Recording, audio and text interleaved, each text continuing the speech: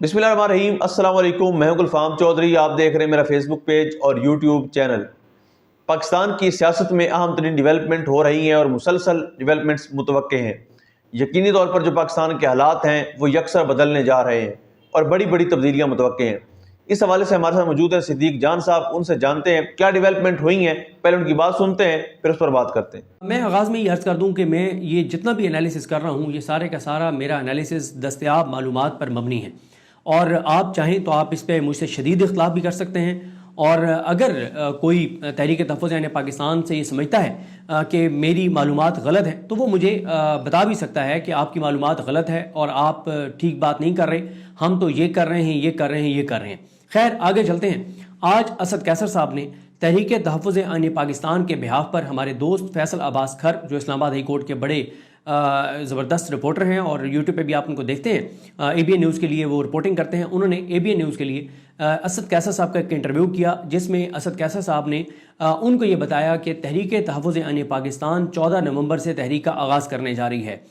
यानी उन्होंने क्लियरली ये बता दिया है कि 13 नवंबर तक तहरीक तहफ़्फ़ुज़ यानी पाकिस्तान छुट्टी पर है। 13 नवंबर तक क्योंकि हुकूमत ने 27वीं आईनी तरमीम करनी है, तो लिहाजा 27वीं आईनी तरमीम 13 तक क्योंकि हुकूमत ने करनी है तो 13 तक तहरीक तहफ़्फ़ुज़ यानी पाकिस्तान छुट्टी पर है। इस वक्त तक जब मैं ये वीडियो रिकॉर्ड कर रहा हूँ हमें तहरीक तहफ़्फ़ुज़ यानी पाकिस्तान की कोई बड़ी एक्टिविटी नज़र नहीं आई। इससे बड़ा वाज़ेह है कि तहरीक तहफ़्फ़ुज़ यानी पाकिस्तान ने शिकस्त तस्लीम कर ली है या तहरीक तहफ़्फ़ुज़ यानी पाकिस्तान ने इस निज़ाम और इस हुकूमत के सामने सरेंडर कर दिया है। अब इन दोनों में से कोई एक चीज़ हो सकती है, कोई तीसरा रास्ता नहीं हो सकता। या तो यह है ना कि आप पस पर्दा डील कर लेते हैं, और अगर ये कोई ऐसी बात हुई है, या एक और रास्ता भी हो सकता है कि महमूद हसन चकजई साहब को किसी ने ये यकीन दहानी कराई हो कि महमूद हसन चकजई साहब आपने 27वीं आईनी तरमीम का रास्ता नहीं रोकना, आप इसको होने दें, सब कुछ हम हुकूमत से ले रहे हैं, आपका कुछ नहीं जाना, आपके साथ तो पहले भी यही हो रहा है और 27वीं आईनी तरमीम हो या ना हो यही रहना है। लेकिन अगर आप 27वीं आईनी तरमीम में सहूलतकारी करते हैं और कोई रेजिस्ट नहीं करते, मजामत नहीं करते, हमारे रास्ते में कोई रुकावट नहीं डालते, तो हम आपको यकीन दहानी कराते हैं कि आप लोगों के लिए हम आसानियां पैदा करेंगे। अगर ये है तो ये भी हो सकता है, लेकिन इसके अलावा कोई चीज़ नहीं हो सकती। या ये पसे पर्दा कोई डील है, या पसे पर्दा कोई यकीन दहानी है, और ये यकीन दहानी वही ट्रक की बत्ती होगी, या फिर ये सरेंडर है। कोई चौथा रास्ता मुझे नजर नहीं आता। अगर इससे आप इख्तलाफ करते हैं तो आप मुझे बताएं उसकी वजह क्या है। आज 6 दिन हो गए हैं, पब्लिक डोमेन में ये बात आ चुकी है कि 27वीं आईनी तरमीम आई ही आई, लेकिन इन 6 दिनों में तहरीक तहफ़्फ़ुज़ यानी पाकिस्तान ने सिवाय एक प्रेस कॉन्फ्रेंस के कुछ नहीं किया। और आज असद कैसर साहब तहरीक तहफ़्फ़ुज़ यानी पाकिस्तान के बिहाफ पे, और ये मैं असद कैसर साहब की ज़ात पे कोई तनकीद नहीं कर रहा, और उन्होंने ये बात तहरीक इंसाफ के बिहाफ पे नहीं की, उन्होंने ये बात तहरीक तहफ़्फ़ुज़ यानी पाकिस्तान के बिहाफ पे किया। क्यों? क्योंकि इमरान खान साहब ने फैसला साजी का इख्तियार तहरीक तहफ़्फ़ुज़ यानी पाकिस्तान को दे दिया है। तहरीक इंसाफ के पास फैसला साजी का इख्तियार नहीं रहा मज़ामत के हवाले से, तहरीक के हवाले से। सुहेल आफरीदी मज़ामत बयानात के जरिए कर सकते हैं, अवामी राब्ता मुहिम बढ़ा सकते हैं, तंजीमात को एक्टिव कर सकते हैं, तैयारी कर सकते हैं, लेकिन सुहेल आफरीदी कॉल नहीं दे सकते। कॉल अगर देनी है तो वह तहरीक तहफ़्फ़ुज़ यानी पाकिस्तान ने देनी है। लेकिन यहाँ पे मसला क्या है? मसला ये है कि एक मतलब आप हुकूमत को कहते हैं कि तो जैसे हुकूमत वो इधर से हुकूमत और इदारे पैगाम भेज रहे हैं कि तुम्हारी ऐसी की तैसी, और जाहिर है उधर से शफीला जान ने भी बयान दिया, उसने कहा अगर तुम ये कहते हो तो हम कहते हैं तुम्हारी ऐसी की तैसी। और कल सुहेल आफरीदी ने जो गुफ्तगू की वो बहुत ही सख्त गुफ्तगू है, लेकिन हकाइक पे मबनी थी। वो जाहिर है वसीम मलिक साहब ने उस पर बड़ा अच्छा एक ट्वीट किया था जिसमें उन्होंने बताया था कि यार ये वो हकाइक हैं, तल्ख हकाइक हैं जो वो बयान कर रहे हैं, आप इसको हमला समझ रहे हैं, आप इसको पता नहीं क्या समझ रहे हैं, तो हकाइक हैं जो वो बयान कर रहे हैं सुहेल आफरीदी। लेकिन सुहेल आफरीदी तो कर रहे हैं भाई, ये अपना महमूद हसन चकजई साहब, अल्लामा राजा नासिर अब्बास साहब, मुस्तफ़ा नवाज खोखर साहब, ये अख्तर जान मेंगल साहब, असद कैसर साहब, ये तहरीक तहफ़्फ़ुज़ यानी पाकिस्तान की पूरी क़यादत, ये अख़ुंज़ादा हुसैन साहब, ये मोहम्मद ज़ुबैर साहब, और मेरे ख्याल शायद अगर नवासी साहब वगैरह तो अलग हो गए तहरीक तहफ़्फ़ुज़ यानी पाकिस्तान से, जहाँ तक मेरी इन्फॉर्मेशन है। बहरहाल जितने लोग तहरीक तहफ़्फ़ुज़ यानी पाकिस्तान में हैं वो क्या करें, आप बजाय इसके कि आप हुकूमत को ललकारते हैं कि तुम्हारी ऐसी की तैसी तुम करके दिखाओ, आईनी तरमीम हम नहीं होने देंगे, आप क्या करें? आप कह रहे हैं हम 14 से जो है ना वो तहरीक का आगाज करेंगे, और क्या करेंगे? हम जलसा खेलेंगे। भाई आप हुकूमत को रास्ता फराहम कर रहे हैं, आप हुकूमत को बता रहे हैं कि 13 तारीख तक हम छुट्टी पे, हमने कुछ नहीं करना, आप आराम से तरमीम कर लो 13 तक, फिर 14 से हम तहरीक का आगाज करेंगे।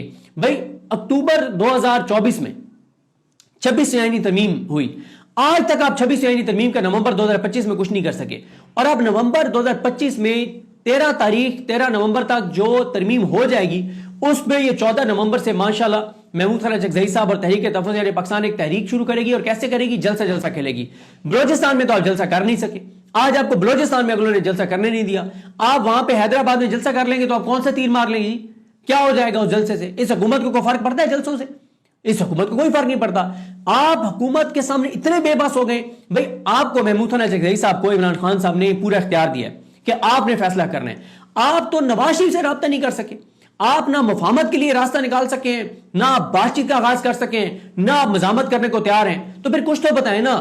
مان لیتے ہیں آپ کی بات کہ آپ اسلام آباد نہیں آنا چاہتے، آپ کہتے ہیں کہ ہم اپنے بچے نہیں مروانا چاہتے، اس بات میں لاجک ہے، یہ بات جسٹیفائڈ ہے، بات بالکل آپ ٹھیک کر رہے ہیں، لیکن متبادل کیا ہے؟ بھئی کوئی متبادل بھی تو ہوگا نا کہ بھئی ہم نے ابھی اسلام آباد نہیں آنا، لیکن ہم پہلے یہ کریں گے، پھر یہ کریں گے، پھر یہ کریں گے، اور پھر ہم یہ کر دیں گے۔ یہ ہمارا روڈ میپ ہے، اس کا میں اعلان کرتا ہوں۔ کوئی لا عمل نہیں ہے، کوئی ایجنڈا نہیں ہے، کوئی راستہ نہیں ہے، نہ محمود خالد چکزئی صاحب مفاہمت کر پا رہے ہیں۔ آپ کو عمران خان نے ذمہ داری دی، آپ کسی ایک بندے سے تو ملاقات کر لیتے، آپ صرف مولانا فضل الرحمان سے ملنے چلے گئے، اور اس سے مولانا فضل الرحمان کا آپ نے قد کاٹ بڑھا دیا کہ مولانا صاحب بڑی شخصیت ہیں، کہ تحریک تحفظ یعنی پاکستان کی ساری قیادت چل کے ان کے در پہ چلی گئی ہے۔ ادھر سے مولانا نے اپنے ریٹ بڑھوا لینے، ادھر سے مولانا نے اپنے کام نکلوا لینے، ادھر سے مولانا نے اپنے آپ کو اچھی پیسوں میں بیچ لینے۔